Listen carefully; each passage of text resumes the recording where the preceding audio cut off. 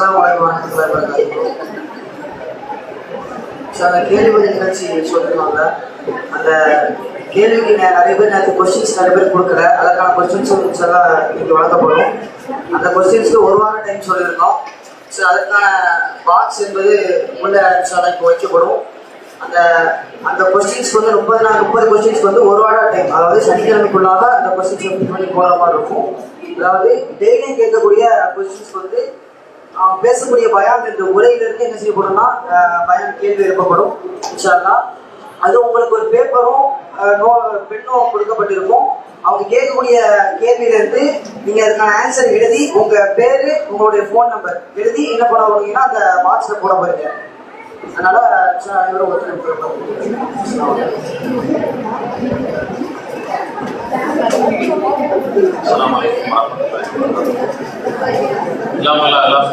சகோதர சகோதரி அல்லாஹ்வுடைய மாபெரும் அருளால் நாம் எல்லாம் ரமலான் மாதத்தினுடைய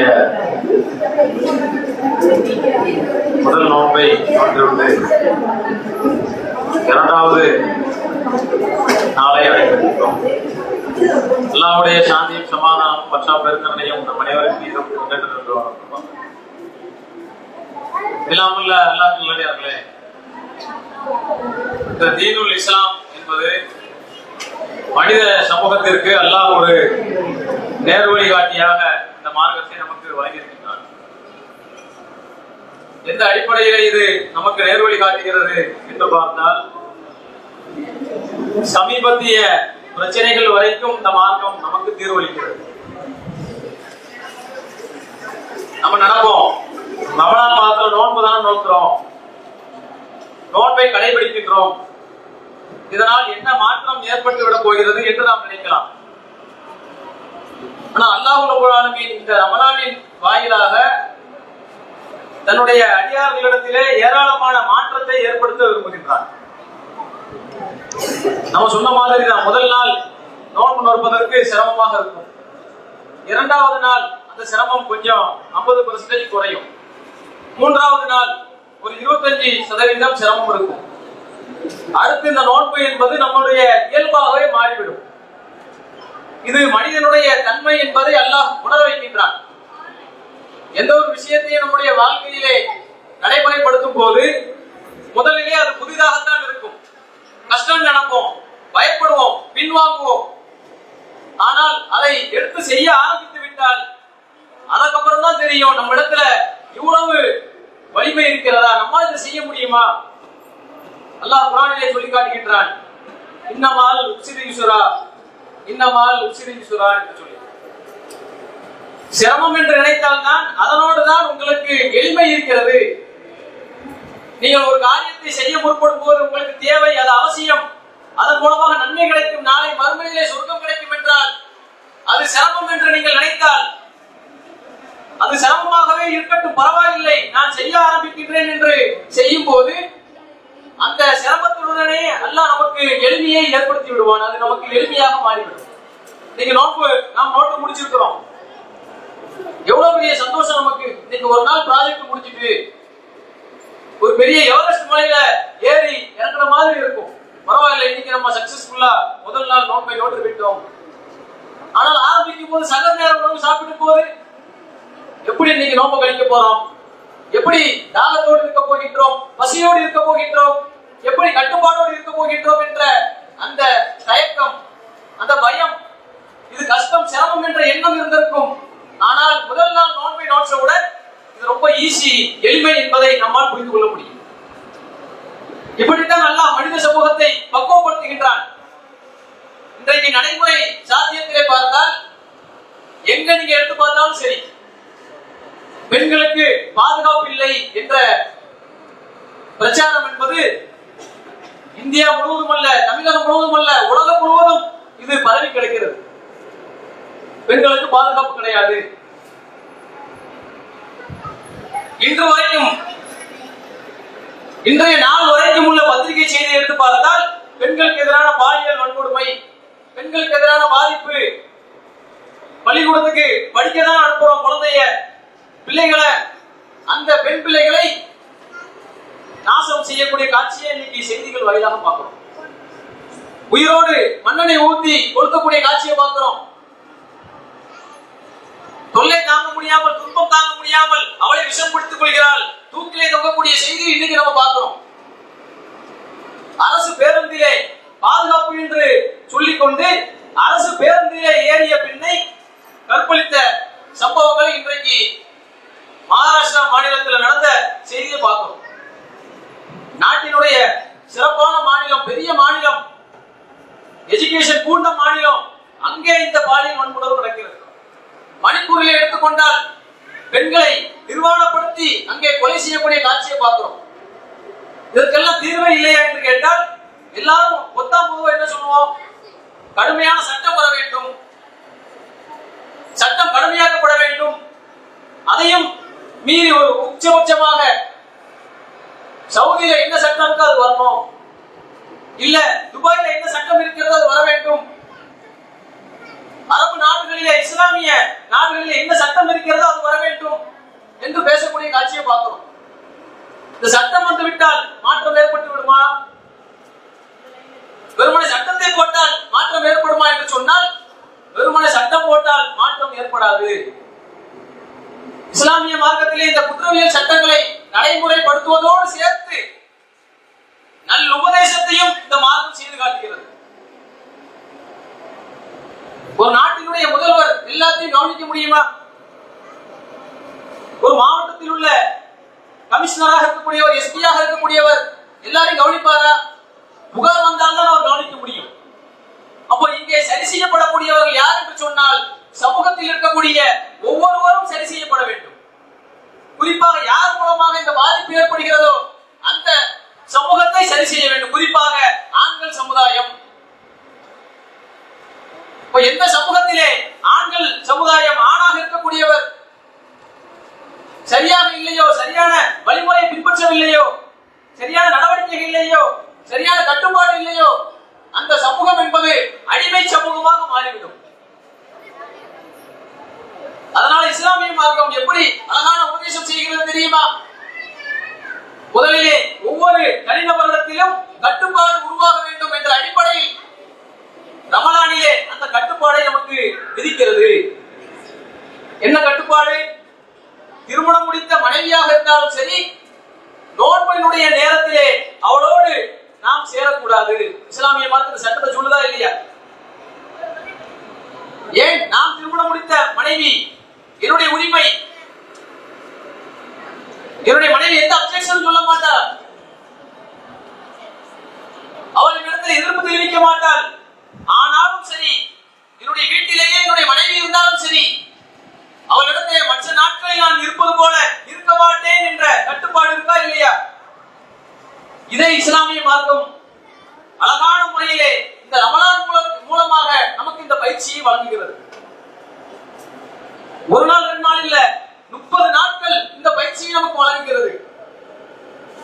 திருமணம் முடித்த மனைவியிடத்திலேயே இந்த சிந்தனை இல்லை, திருமணம் முடித்த மனைவியிடத்திலேயே இந்த நடவடிக்கையை நாம் மேற்கொள்ளவில்லை என்று சொன்னால் இந்த பண்பு என்பது மற்ற பெண்களிடத்திலே எந்த அளவுக்கு வேலை செய்யும்?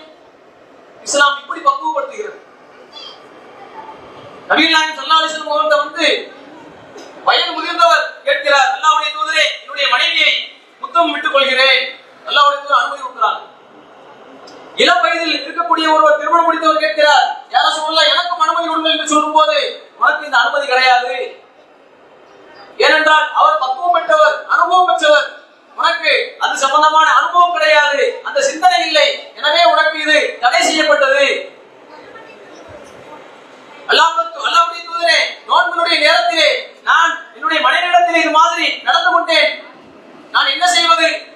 உனக்கு பரிகாரம் இருக்கிறது. நீ அடிமையை விடுதலை செய்ய வேண்டும், இல்லை என்றால் 60 ஏழைகளுக்கு உணவளிக்க வேண்டும், இல்லை என்றால் 2 மாதங்கள் தொடர்ந்து நோன்பு நோக்க வேண்டும். அவர் சொல்றார், யார் சொல்லலாம், எதுவுமே எனக்கு செய்ய முடியாது, நான் பலவீனமானவன். உடனே அல்லாஹ்வுடைய தூதர் சொல்றாங்க, அவரிடத்திலே வரக்கூடிய பேரித்தம்பள தட்டுகளை எடுத்து இதை யாருக்காவது போய் கொடுத்துட்டு வா என்று சொல்லும்போது, யார சொல்லலாம், நானே வலியவனாக இருக்கிறேன் என்று சொல்கிறார்கள். உடனே அல்லாஹ்வுடைய தூதர் அதை பார்த்து சிரித்து விட்டு நீயே கொண்டு போங்கிறாங்க. இந்த சம்பவங்களை எல்லாம் எதற்கு நாம் படிக்கின்றோம்? நாம் திருமணம் முடித்த மனைவியாக இருந்தாலும், நம்முடைய சொந்தமாக இருந்தாலும், நம்முடைய கட்டுப்பாட்டிலே இருந்தாலும், பெண்ணிடத்திலே எப்படி நடக்க வேண்டும் என்ற கட்டுப்பாட்டை இந்த ஒரு மாத பயிற்சியிலே அழகான முறையில் அல்லாஹ் ரப்பல் ஆலமீன் நம்மை பண்படுத்துகின்றான். இது சாதாரண பயிற்சி கிடையாது. பெண் நோன்பு நோக்கவில்லை. எதுக்காக நோன்பு நோக்கல? வயிற்றிலே குழந்தை இருக்கிறது, குழந்தையை சுமக்கிறார். குழந்தையை சுமந்தா நோன்பு வைக்கிறதுக்கு அதுக்கு என்ன சம்பந்தம்? இல்லை, குழந்தையை சுமந்தால் அதனால் ஏற்படக்கூடிய வலி, வேதனை, பாதிப்பு, அவளுக்கு ஏற்படக்கூடிய பிரச்சனை, இதை ஒரு ஆண் அதை உணர வேண்டும். அதனாலதான் அவங்களுக்கு சலுகை. குழந்தைக்கு பால் ஊட்ட வேண்டும், கை குழந்தையாக இருக்கிறது. ஏன் அந்த பெண்ணுக்கு நோன்பில் இருந்து விலக்கப்படுகிறது? ஏன் அந்த சலுகை என்று கேட்டால் இதை ஆண்கள் உணர வேண்டும் என இஸ்லாமிய மார்க்கத்தில் இந்த சட்டம் இருக்கிறது. நம்ம வீட்டில் உள்ள பெண்கள் இருக்கிறாங்க, சொந்தக்காரங்க இருக்கிறாங்க, அக்கா தங்கச்சி இருக்கிறாங்க, இவங்கெல்லாம் நம்ம சுத்தி பார்க்கிறோம். அப்போ இவர்களிடத்தில் இந்த பலவீனங்கள்லாம் இருக்கிறது. அதையும் தாண்டி ஒருபடி மேலாக இஸ்லாமிய மார்க்கம் சொல்லி காட்டுகிறது. மாதவிடாய் ஏற்பட்டிருந்தால் அவர்களுக்கு நோன்பு விலக்கப்பட்டது. இந்த பிரச்சனையெல்லாம் நம்ம பார்க்கணும். இதெல்லாம் நமக்கு தேவையா நினைக்கிறோம். ஆனால் இஸ்லாமிய மார்க்கம் இதன் மூலமாக என்ன சொல்லி காட்டுகிறது தெரியுமா? ஆம்பளையாக இருக்கக்கூடிய உனக்கும் உணர்வு, வேதனை, வலி இருப்பது போல ஒரு பெண்ணுக்கு அதை விட தாண்டி என்ன நிலை இருக்கிறது என்பதை உணரச் செய்கிறது. அல்லாஹ்வுடைய தூதர் சொல்றாங்க, பெண்களாக இருக்கக்கூடிய அவர்கள் உங்களுடைய விலாயத்திலிருந்து படைக்கப்பட்டவள், அவள் பலவீனமானவள். ஏன்னா உன்னுடைய ஆதரவோடு தான் அவளால் இருக்க முடியும். ஆணினுடைய விலாயத்தை தொட்டு பார்த்தா விலாயம் இருக்கும். ஆனா அல்லாஹ் எதற்காக வேண்டி முதல் மனிதன் ஆதமினுடைய விலாயத்திலிருந்து தான் பெண்ணை படைத்தேன் என்று சொன்னால், ஒரு பெண் ஒரு ஆணிடத்திலே ஆதரவை எதிர்பார்ப்பாள், பாதுகாப்பை எதிர்பார்ப்பாள், சுதந்திரத்தை எதிர்பார்ப்பாள். எந்த சமூகத்திலே பெண்களுக்கு சுதந்திரத்தை வழங்குகிறோமோ, எந்த சமூகத்திலேயே பெண்களுக்கு பாதுகாப்பு வழங்குகிறோமோ, அவளுக்கு என்ன வேதனை, என்ன வலி, என்ன உணர்வு என்பதை புரிந்து கொள்கிறோமோ, அந்த சமூகம் தான் அடிமைத்தனத்திலிருந்து விடுதலை பெற்ற சமூகமாக மாறும். ஏன்னா அப்பதானே அந்த பெண்மணி தன்னுடைய வயிற்றிலே குழந்தையை சுமக்கிறாள் என்று சொன்னால் சந்தோஷமாக சுமப்பாள். ஏன்னா எனக்கு எந்த பிரச்சனையும் இல்லை, அந்த சமூகத்துல எந்த டார்ச்சரும் கிடையாது, நான் பாதுகாப்பாக இருக்கிறேன், என்னுடைய சமூகத்தை சார்ந்த ஆண்கள் மூலமாக எனக்கு பாதுகாப்பு கிடைக்கிறது, செக்யூரிட்டி கிடைக்கிறது, சேஃப்டி கிடைக்கிறது.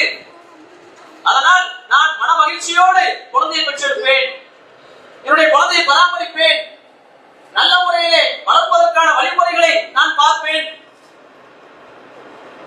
ஏன்னா ஒரு தண்டனையை வழங்குகிறோம், கடுமையான தண்டனை வேண்டும் என்று சொல்லக்கூடிய சமூகத்திலே இது மாதிரியான நல்ல உபதேசமும் கொண்டு போய் சேர்க்க வேண்டும். அதைத்தான் இஸ்லாமிய மார்க்கம் நமக்கு வலியுறுத்து. இந்த நோன்பின் வாயிலாக இது சரியான ஒரு பக்குவப்படுத்தப்பட்ட ஒரு மாதமாக இருப்பதற்கு காரணம் இது மாதிரியான நடவடிக்கைகள் இந்த மாதத்தில் அல்லாஹ் நமக்கு வச்சிருக்கிறான். இறை நம்பிக்கை கொண்ட ஆண்களே உங்கள் பார்வைகளை தாழ்த்துங்கள் என்று அல்லாஹ் சொல்லி காட்டுறான். எதற்காக? எதிரிலே பெண்கள் வருகிறார்கள், எதிரிலே பெண் இருக்கிறாள். அந்த சமயத்திலே ஒரு ஆணினுடைய செயல்பாடு எப்படி இருக்க வேண்டும், சமூகத்தில் எப்படி இருக்குது? ஆனால் இஸ்லாமிய மார்க்கம் சொல்கிறது, நீ இறை நம்பிக்கை கொண்ட ஆணாக இருந்தால் உன்னுடைய பார்வையை தாழ்த்து.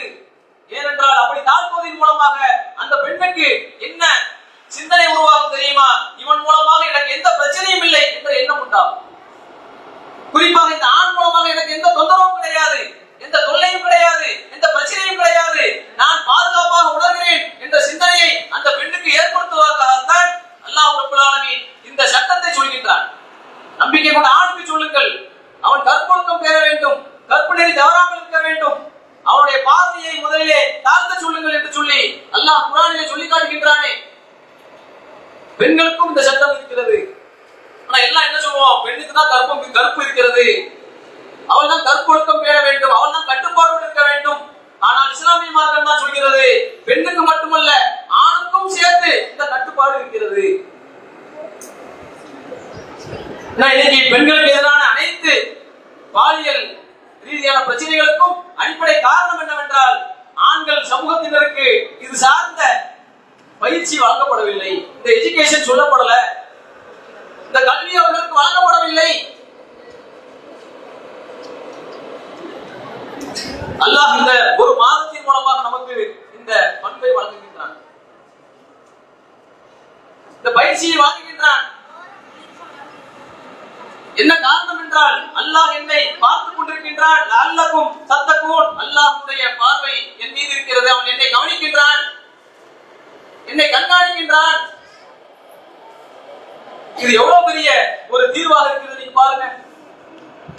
நம்ம சொல்றோம் பெரியார் இந்த பிரச்சாரத்தை செய்தார். பெரியார் வருவதற்கு முன்பாக 1400 ஆண்டுகளுக்கு முன்பாகவே நபிகள் நாயகம் ஸல்லல்லாஹு அலைஹி வஸல்லம் அவர்கள் இந்த பிரச்சாரத்தை செய்து விட்டார்களே. ஆனால் இந்த சமூகத்திற்கு இந்த அளவுக்கு கொண்டு போய் சேர்க்கப்படவில்லை. திருமணம் முடிக்கக்கூடிய பெண்ணிடத்திலே போய் நீ எவ்வளவு தருகிறாய் என்ற கலாச்சாரம் தான் இன்னைக்கு இஸ்லாமிய சமூகத்தில் இருக்குது. எந்த குடும்பத்திலே தட்டி கேட்கிறோம்? 4 பேர் அமர்ந்திருக்கக்கூடிய சபையிலே கூட அந்த பெண்ணை திருமணம் முடிக்க வேண்டும் என்றால் எவ்வளவு தருவாங்கன்னு கேளுங்க, இருக்கிறத போல சொல்லுங்க. ஆனால் இஸ்லாமிய மார்க்கம் அப்படி சொல்லவில்லை. அந்த பெண் இந்த ஆணை திருமணம் முடிக்க வேண்டும் என்று சொன்னால் அந்த பெண் கேட்க வேண்டும், இவரை நான் திருமணம் முடிக்க வேண்டும் என்றால் இவரால் இவ்வளவு தர முடியுமா எனக்கு? அப்படிப்பட்ட ஒரு சமூகத்தை நபிகள் நாயகம் ஸல்லல்லாஹு அலைஹி வஸல்லம் அவர்கள் கட்டி அமைத்து உருவாக்கி காட்டினார்கள்.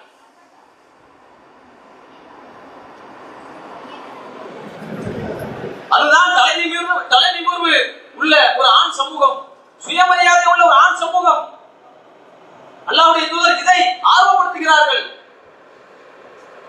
ஒரு பெண்ணுக்காக இவன் கடுமையா உழைக்கிறான், அவளுக்காக சம்பாதிக்கிறான், பொருள் திரட்டுகின்றான், எல்லாம் திரட்டி நான் உன்னை திருமணம் முடிக்கிறேன் என்று சொல்லி கொடுக்கும் போது அவளுடைய பாதுகாப்பு எப்படி உறுதிப்படுத்தப்படுகிறது? இவன் மூலமா நமக்கு ஒரு குழந்தை பத்துக்கிட்டா இவன் நல்ல முறையில பராமரிப்பான், நல்லா பார்த்துக்கிடுவான், நல்லா வளர்ப்பான், நமக்கான பிரச்சனைகளுக்கு தீர்வளிப்பான், நமக்கு உடல்நிலை சரியில்லை என்று சொன்னால் நம்மை கவனிப்பான். இப்படியான எண்ணங்களை சிந்தனைகளை அந்த பெண்ணுக்கு ஏற்படுத்தும் போது அந்த குடும்பம் செழிக்கும், அந்த சமூகம் செழிக்கும். இதை திருமறை குர்ஆன் முழுவதும் இதை பார்க்க முடியும். நாம் திருமறை குர்ஆன்ல வெறுமன வரலாறு என்று அல்லாஹ் சொல்லல. அல் கஸஸ் என்ற அத்தியாயத்தை எடுத்து படித்து பாருங்கள். 28வது அத்தியாயம். திருமறை குர்ஆனிலே அதிகமாக யாருடைய பெயர் சொல்லப்பட்டிருக்கிறது என்று சொன்னால் மூசா அலைஹிஸ்ஸலாத்து வஸ்ஸலாம் அவர்களை பற்றிய செய்தியை அல் கஸஸ் என்ற அத்தியாயத்தில் சொல்லி காட்டுகின்றான். மூசா எவ்வளவு தெளிவான ஒரு ஆண்மகனாக இருந்தார் என்று சொல்லி. மூசா அந்த பெண்கள் செலக்ட் பண்றாங்க. அவங்க தகப்பனாக்க போய் சொல்லி நான் ஒரு சரியான ஆண்மகனை பார்த்தேன், அவரை அழைத்து வருகின்றேன், அவரோடு பேசுங்கள் என்று சொல்லி அந்த பெண் மூசா நபியை செலக்ட் பண்றாங்க. மூசா நபி அழைத்து செல்கிறார். அவருடைய தகப்பனார் கேட்கிறார், இந்த மூசாவே நீ அப்படி என்ன காரியம் செய்து விட்டாய்? மூசா அந்த பெண்ணுக்கு பாதுகாப்பு வழங்கினார், அந்த பெண்ணினுடைய சிரமத்தை நீக்கினார். இந்த செய்தியை அல் கஸஸ் என்ற அத்தியாயத்திலே ஆரம்பத்திலிருந்து வரிசையாக நாம் படித்து பார்த்தால் இந்த செய்தியை நம்மால் உணர முடியும். அந்த செய்தியை பற்றிய விளக்கங்களை இன்ஷா அல்லாஹ் நாளை நாம் பார்க்கலாம் என்று சொல்லி இந்த உரையை நிறைவு செய்கின்றேன். வாஹிர் தவானா அல்ஹம்துலில்லாஹி ரப்பில் ஆலமீன். அஸ்ஸலாமு அலைக்கும் வரஹ்மத்துல்லாஹி வபரகாத்துஹு. நாம் பேசிய விஷயங்களில் 3 கேள்விகள் கேட்கப்படுகிறது. முதலாவது கேள்வி,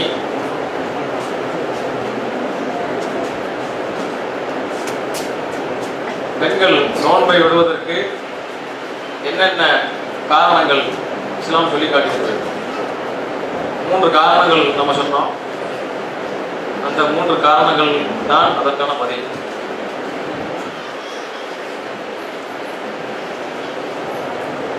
இரண்டாவது கேள்வி,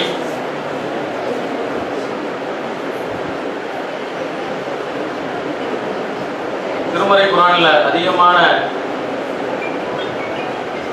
உச்சரிக்கப்பட்ட நபியினுடைய பெயர் என்ன?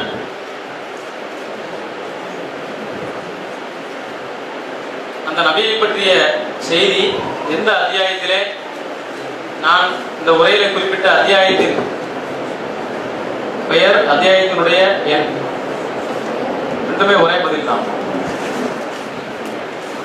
3 கேள்வி ஆச்சா? முதல் கேள்வி பெண்கள் எதற்காக நோன்பை விட வேண்டும், அதற்கான காரணங்கள். இரண்டாவது, குர்ஆனில் அதிகமாக சொல்லப்பட்ட அந்த நபியினுடைய பெயர். மூன்றாவது, அந்த நபியை பற்றி வரக்கூடிய செய்தி என்று நான் சொல்லிக்காட்டிய அத்தியாயத்தினுடைய பெயர் அந்த